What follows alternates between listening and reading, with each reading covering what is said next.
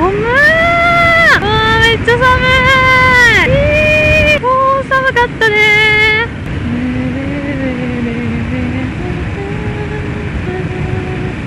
ー。わら金山トンネル。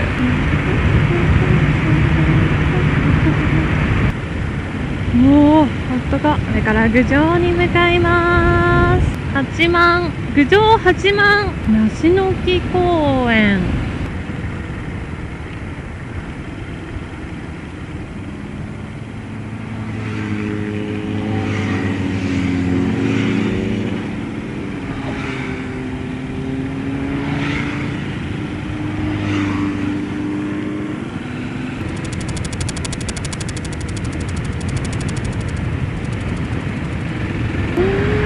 気持ちいいなー。鬼の首。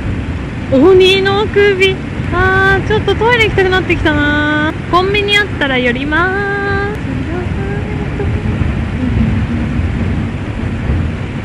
うー。ありがとう。せーイ、イェイイェイ。動物飛び出し注意って。昼間でも飛び出してくるんだかな。来たね、峠。これから峠になります。はい。心して向かいます。今日はね、前に車がいるので、すごいありがたいですね。おー、すご